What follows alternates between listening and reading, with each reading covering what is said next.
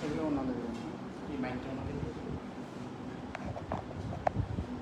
এটা কি বারবিকিউ এটা বারবিকিউ বানানো। আসসালামু আলাইকুম, রয়্যাল একাডেমির পক্ষ থেকে সবাইকে স্বাগতম। তো এখন আমরা আছি আমাদের স্পেশাল পিজা কোর্সের ক্লাসে। তো এখানে আমাদের দুইটা পিজা আছে এবং অলরেডি আরো একটা পিজা ওখান থেকে বের হচ্ছে, বের করেন। হ্যাঁ, আমরা একটু দেখি আমাদের স্টুডেন্ট কিভাবে পিজা বের করতেছে। আচ্ছা, তো মিস্টার খাইরুল, জি পিজা তো আজকে বানালেন, কেমন লাগতেছে? আলহামদুলিল্লাহ, খুবই ভালো লাগতেছে, কারণ ফার্স্ট টাইম তো অনুভূতিটা খুবই ভালো লাগতেছে এবং খুবই ভালো লাগতেছে। একটা বারবিকিউ পিজা আর একটা বাফেলো পিজা, দুটো পিজা আমি নিজের হাতে বানিয়েছি। কেমন লাগতেছে? খুবই ভালো লাগছে পিজা দুটো। আচ্ছা, আগে কখনো পিজা বানিয়েছেন? না, আগে কখনো বানাই নাই, এটাই ফর দ্য ফার্স্ট টাইম।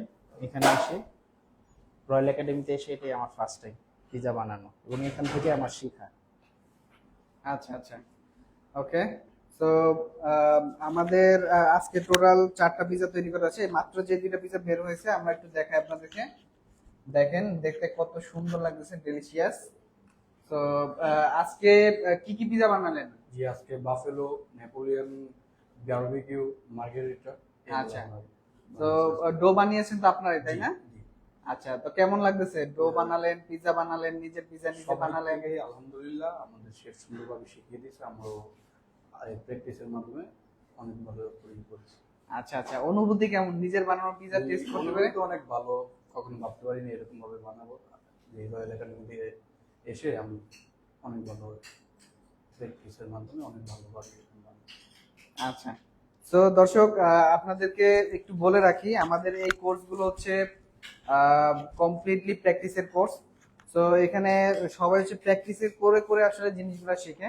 তো এখানে আমাদের আরেক ভাই আছেন, তো ভাইয়ার নামটা যদি একটু বলতেন। আমার নাম মেহেদি হাসান।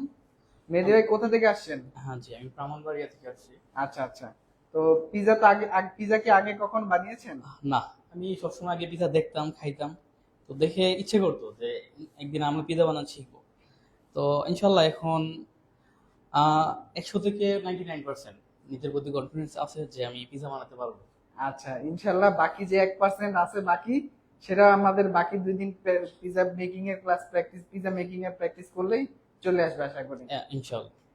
তো দর্শক, এই ছিল আমাদের আজকের ক্লাস। আমাদের আরো কিছু পিজা ছিল, সেগুলো অলরেডি আমাদের স্টুডেন্টরা টেস্ট করে ফেলেছে। তো গরম গরম পিজা আসলে টেস্ট করার খুবই মজাই আলাদা। একটা স্লাইস টেস্ট করে একটু জানান কেমন লাগতেছে। জি, এটা হচ্ছে বাফেলো পিজা। আমি এখন এটা ট্রাই করছি। আচ্ছা, কাটা কিন্তু কে কাটছে? এটা কাটা কিন্তু ঠিক মতো হয় নাই। তো এটা আবার পরের বার থেকে একটু খেয়াল রাখবেন সুন্দরভাবে যাতে কাটা এটা যায়। অনেক মজা হয়েছে। আমরা বাইরে যে সব পিজাগুলো খাই ওগুলো থেকে অনেক বেশি ভালো, কারণ এটা হচ্ছে আমরা নিজেরা ঘরোয়াভাবে তৈরি করছি, যার কারণে ওইগুলো থেকে মান অনেক ভালো। আচ্ছা আচ্ছা, তো ধন্যবাদ ভাইয়া আপনাকে, এবং ধন্যবাদ যারা এতক্ষণ আমাদের সাথে লাইভে ছিলেন। তো আজকের মতো এই পর্যন্তই, সবাই ভালো থাকবেন। আসসালামু আলাইকুম।